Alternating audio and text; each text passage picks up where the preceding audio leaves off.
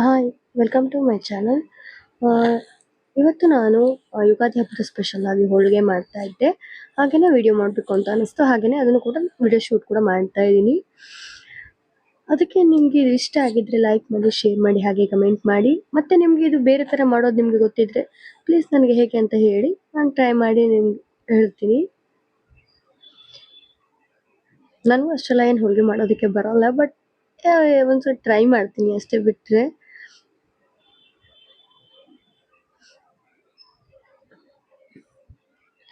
ಇದನ್ನು ನಾನು ಕಡಲೆಬೇಳೆ ಹೋಳಿಗೆ ಮಾಡ್ತಾ ಇರೋದು. ಯುಗಾದಿ ಹಬ್ಬದಲ್ಲಿ ಸಾಧಾರಣವಾಗಿ ಹೋಳಿಗೆನೇ ಅಲ್ವಾ ಎಲ್ಲ ಕಡೆ ಜಾಸ್ತಿಯಾಗಿ ಮಾಡೋದು ಕೂಡ. ಇದು ನಿಮ್ಗೆ ಇಷ್ಟ ಆಗಿದ್ರೆ ಪ್ಲೀಸ್ ನನ್ನ ಚಾನಲ್ನ ಸಬ್ಸ್ಕ್ರೈಬ್ ಮಾಡಿ, ಹಾಗೆ ನಿಮ್ಗೆ ಬೇರೆಯವ್ರಿಗೂ ಕೂಡ ಶೇರ್ ಮಾಡಿ. ಅದಕ್ಕೆ ನಾನು ಮೊದಲನೇದಾಗಿ 1 ಕಪ್ ಆಗುವಷ್ಟು ಕಡಲೆಬೇಳೆಯನ್ನು ತಗೊಂಡಿದ್ದೀನಿ. ನಾನು ಸ್ವಲ್ಪನೇ ಮಾಡ್ತಾ ಇದ್ದೀನಿ. ಅದಕ್ಕೆ ನಾನು ಒಂದ್ಸಲ ವಾಶ್ ಮಾಡಿಕೊಂಡೆ. ಅದಾದ ನಂತರ ಒಂದು 2 ಕಪ್ ಆಗುವಷ್ಟು ನೀರನ್ನ ಹಾಕ್ಕೊಂಡಿದ್ದೀನಿ. ಹಾಗೆ ಇದನ್ನ ಕುಕ್ಕರ್ನ ಕ್ಲೋಸ್ ಮಾಡಿ ಒಂದು 3 ವಿಸಿಲ್ನ ಹೊಡೆಸ್ಕೊಳ್ತೀನಿ. 3 ವಿಸಿಲ್ನ ಅದು ಬೆಂದಿಲ್ಲ ಅಂದರೆ ಮತ್ತೆ ಒಂದು ಎಕ್ಸ್ಟ್ರಾ ಹೊಡೆಸ್ಕೊಳ್ಬೋದು. ಅದು ಸೈಡಿಗೆ ಇಟ್ಟು ಕೂಗಿಸೋ ತನಕ ನಾನೀಗ ಕನಕನ ರೆಡಿ ಮಾಡ್ಕೊಳ್ತಾ ಇದ್ದೀನಿ. ಅದಕ್ಕೆ ಚಿರೋಟಿ ರವೆ ಬರುತ್ತಲ್ವಾ, ಇದು ಸಣ್ಣ ರವೆ, ಅದು ಅರ್ಧ ಕಪ್ಪು, ಹಾಗೆಯೇ ಮೈದಾ ಮತ್ತು ಅರ್ಧ ಕಪ್ಪನ್ನು ಹಾಕ್ಕೊಂಡಿದ್ದೀನಿ. ರುಚಿಗೆ ತಕ್ಕಷ್ಟು ಉಪ್ಪು, ಹಾಗೆಯೇ ಒಂದು 1/4 ಸ್ಪೂನ್ ಆಗುವಷ್ಟು ಅರಿಶಿನ. ಇದು ನಿಮ್ಗೆ ಆಪ್ಷನಲ್ಲು, ಬೇಕಂದರೆ ಹಾಕ್ಕೊಳ್ಬೋದು, ಬೇಡದಿದ್ರೂ ಇರ್ಬೋದು. ಅದನ್ನು ಫಸ್ಟ್ ಹೀಗೇನೆ ಕೈಯಲ್ಲಿ ಮಿಕ್ಸ್ ಮಾಡ್ಕೊಳ್ತಾ ಇದ್ದೀನಿ. ಅದಾದ ನಂತರ ಸ್ವಲ್ಪನೇ ನೀರು ಹಾಕಿ ಚಪಾತಿ ಹಿಟ್ಟಿನಿಂದ ಒಂದು ಸ್ವಲ್ಪ ಮೆತ್ತಗೆ ಕಲಿಸ್ಕೊಳ್ಬೇಕು. ಈ ಥರ ನೀರು ಹಾಕಿ ಚೆನ್ನಾಗಿ ಮಿಕ್ಸ್ ಮಾಡ್ಕೊಳ್ತೀನಿ.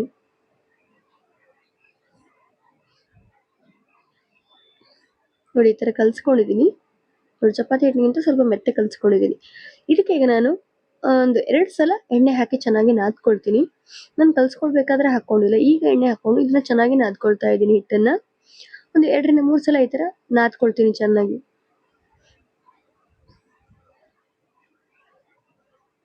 ಆಮೇಲೆ ಒಂದು ಸ್ವಲ್ಪ ಎಣ್ಣೆನ, ಒಂದು 2 ರಿಂದ 3 ಸ್ಪೂನ್ ಎಣ್ಣೆ ಹಾಕಿ ಇದನ್ನ ಸ್ವಲ್ಪ ನೆನೆಯೋದಕ್ಕೆ ಬಿಡಬೇಕು. ಜಾಸ್ತಿ ಬೇಕಂದ್ರೆ ಜಾಸ್ತಿನೂ ಹಾಕ್ಕೊಳ್ಬೋದು, ಕೆಲವೊಂದು ಜನ ಹಾಕ್ಕೊಳ್ತಾರೆ ತುಂಬಾನೇ ಕೂಡ. ನಾನು ಹಾಕ್ಕೊಂಡಿಲ್ಲ ಅಷ್ಟೇನೆ. ಇದನ್ನ ಈಗ ಕವರ್ ಮಾಡಿ ಒಂದು 15 ರಿಂದ 20 ನಿಮಿಷ ಇದನ್ನ ರೆಸ್ಟ್ ಆಗೋದಕ್ಕೆ ಬಿಡಬೇಕು. ಇದನ್ನ ಈಗ ಕವರ್ ಮಾಡಿ ಸೈಡಿಗೆ ಇಟ್ಕೊಳ್ತೀನಿ. ಈಗ ಕಡಲೆ ಕೂಡ ಚೆನ್ನಾಗಿ ಬೆಂದಿದೆ ಕೂಡ, ನೋಡಿ ಚೆನ್ನಾಗಿ ಬೆಂದಿದೆ ಕೂಡ. ಇದನ್ನ ಈಗ ಒಂದು ಜರಡಿಗೆ ಹಾಕಿ ನೀರನ್ನ ಸೋಸ್ಕೊಳ್ತೀನಿ. ಜಾಸ್ತಿ ನೀರಿದ್ರೆ ಅದ್ರ ಸಾರು ಕೂಡ ಮಾಡ್ಬೋದು. ಈಗ ಜಾಸ್ತಿ ಇಲ್ಲ ಅಂದ್ರೆ ನೀವೇನು ಬೇಕೋ ಮಾಡ್ಕೊಳ್ಳಿ, ಅಂದರೆ ಥ್ರೂ ಕೂಡ ಮಾಡ್ಕೊಳ್ಬೋದು. ನೋಡಿ, ಈ ಥರ ನೀರನ್ನೆಲ್ಲ ಸೋಸ್ಕೊಳ್ತಾ ಇದ್ದೀನಿ. ಇದಕ್ಕೆ ನಾನೊಂದು ಅರ್ಧ ಕಪ್ ಆಗೋಷ್ಟು ಬೆಲ್ಲನ ಹಾಕ್ಕೊಳ್ತಾ ಇದ್ದೀನಿ. ಯಾಕೆಂದರೆ ನಾನು 1 ಕಪ್ ಆಗೋಷ್ಟು ಕಡಲೆಬೇಳೆನ ತಗೊಂಡಿದ್ದೀನಿ.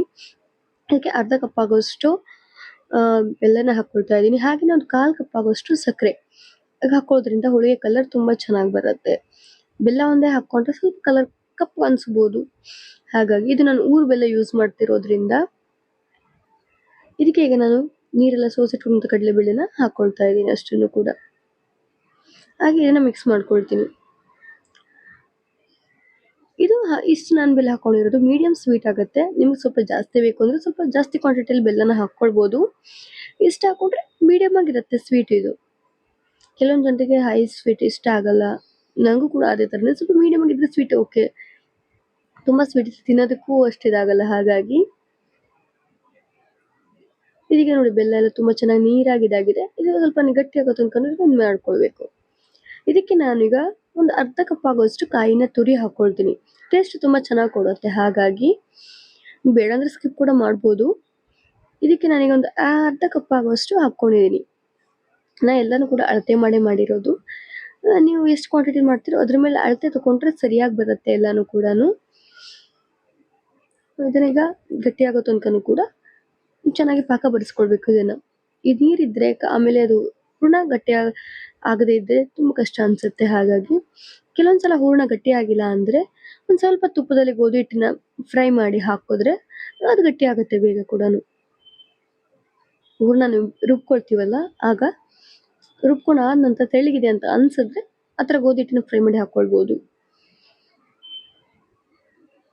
ಇದೀಗ ನೋಡಿ ಗಟ್ಟಿ ಆಗ್ತಾ ಬಂದಿದೆ ಕೂಡ. ಈಗೆಲ್ಲನೂ ಚೆನ್ನಾಗಿ ಗಟ್ಟಿಯಾಗಿದೆ. ಇನ್ನೂ ಗಟ್ಟಿ ಆಗ್ಬಿಟ್ರೆ ತುಂಬ ಕಷ್ಟ ಆಗುತ್ತೆ. ಇದೀಗ ನಾನು ಗ್ಯಾಸ್ ಆಫ್ ಮಾಡಿ ತಣ್ಣಗಾಗೋದಕ್ಕೆ ಬಿಡ್ತೀನಿ. ನೋಡಿ ಈಗ ತಣ್ಣಗಾದ್ಮೇಲೆ ಇನ್ನೂ ಕೂಡ ತಣ್ಣಗೆ ಇದಾಗಿದೆ. ಇದನ್ನ ನಾನು ಸ್ವಲ್ಪ ಸ್ವಲ್ಪ ಹಾಕಿ ಮಿಕ್ಸಿ ಜಾರಲ್ಲಿ ಮಾಡ್ಕೊಂಡು ರುಬ್ಕೊಳ್ತೀನಿ. ಇದಕ್ಕೆ ಯಾವುದೇ ಒಂಚೂರು ನೀರನ್ನು ಯೂಸ್ ಮಾಡಬಾರ್ದು. ನೋಡಿ ಈ ಥರ ನುಣ್ಣಗೆ ರುಬ್ಕೊಳ್ಬೇಕು. ಈ ಥರ ಎಲ್ಲನೂ ಕೂಡ ಚೆನ್ನಾಗಿ ರುಬ್ಕೊಂಡಿದ್ದೀನಿ ನಾನು. ನೋಡಿ ಎಷ್ಟು ಚೆನ್ನಾಗಿ ಉಂಡೆ ಕಟ್ಟೋದಕ್ಕೆ ಬರ್ತಾ ಇದೆ.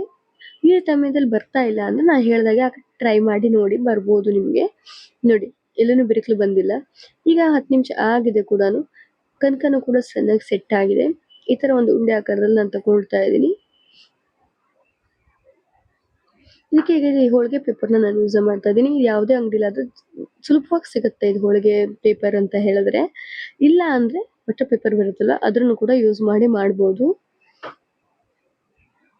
ಅದು ಯಾವುದೂ ಇಲ್ಲ ಅಂದ್ರೆ ಈಗ ಎಣ್ಣೆ ಕವರ್ಸ್ ಬರುತ್ತಲ್ವಾ ಅದನ್ನು ಕೂಡ ಯೂಸ್ ಮಾಡ್ಕೊಂಡು ಈ ತರ ತಟ್ಕೊಳ್ಳೋದಕ್ಕೆ ಯೂಸ್ ಮಾಡ್ಬೋದು. ಅದೆಲ್ಲ ಆದ್ರೆ ಸ್ವಲ್ಪ ನಾವು ತವಾ ಮೇಲೆ ಹಾಕಿದ ತಕ್ಷಣ ಸುಟ್ಟೋಗ್ಬಿಡತ್ತೆ. ಇದು ಹೋಳಿಗೆ ಪೇಪರ್ಸ್ ಎಲ್ಲ ಆತರ ಏನೂ ಆಗಲ್ಲ. ಈ ತರ ನಾನು ಸ್ವಲ್ಪ ತಟ್ಕೊಂಡು ಈ ತರ ಇದನ್ನ ಹೂರ್ಣ ಮಧ್ಯದಲ್ಲಿ ಹಾಕಿ ಇದನ್ನ ಕವರ್ ಮಾಡ್ಕೊಳ್ತಾ ಇದ್ದೀನಿ. ಚೆನ್ನಾಗಿ ಫಿಲ್ ಮಾಡ್ಕೊಳ್ತಾ ಇದ್ದೀನಿ. ಎಕ್ಸ್ಟ್ರಾ ಇರೋದನ್ನ ನಾನು ರಿಮೂವ್ ಮಾಡ್ಕೊಳ್ತಾ ಇದ್ದೀನಿ. ಯಾಕಂದ್ರೆ ಸೈಡಿಗೆ ತುಂಬಾ ಬಂದ್ಬಿಡುತ್ತೆ ಅದು. ಹಾಗಾಗಿ ಈ ತರ ಒಂದ್ ಸ್ವಲ್ಪ ಕೈಯಲ್ಲಿ ಎಣ್ಣೆ ಹಚ್ಕೊಂಡು ಎಣ್ಣೆಯಲ್ಲಿ ಮಾಡ್ಕೊಳ್ತಾ ಇದ್ದೀನಿ. ಕೆಲವೊಂದ್ ಸೈಡ್ ಇದನ್ನ ಹಿಟ್ಟಲ್ಲೆಣ್ಣೆನೂ ಕೂಡ ಲಟ್ಸ್ಕೊಳ್ತಾರೆ.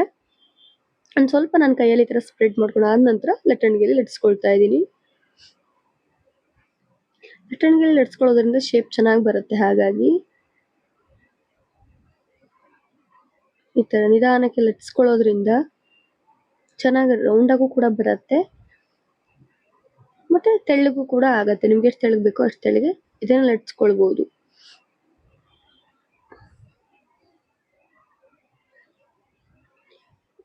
ಸೈಡ್ ಕೂಡ ಬೇಕಾದ್ರೆ ಸ್ವಲ್ಪ ತೆಳ್ಳಗೆ ಮಾಡ್ಕೊಂಡಿದ್ದೀನಿ ನೋಡಿ.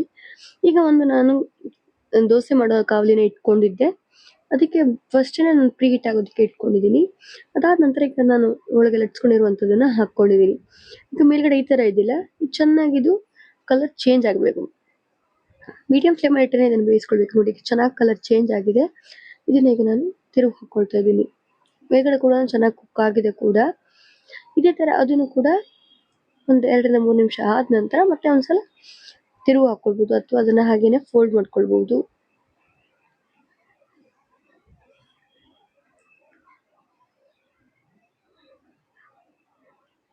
ಇದ್ರ ಜೊತೆಗೆ ತುಪ್ಪ ಅಥವಾ ಕಾಯಿ ಹಾಲು ಹಾಕೊಳ್ತಾರೆ. ಕೆಲವೊಂದ್ ಕಡೆ ಸಕ್ಕರೆ ಪಾಕ ಹಾಕೊಳ್ತಾರೆ.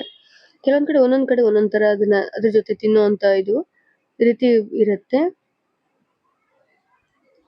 ಈಗ ನೋಡಿ ಚೆನ್ನಾಗಿ ಬೆಂದಿದೆ ಕೂಡ. ಈಗ ಹೋಳಿಗೆ ರೆಡಿ ಆಗಿದೆ. ನಿಮ್ಗೆ ಹೇಗೆ ಅನಿಸ್ತು ಅಂತ ಹೇಳಿ ಪ್ಲೀಸ್ ಕಮೆಂಟ್ ಮಾಡಿ. Thank you.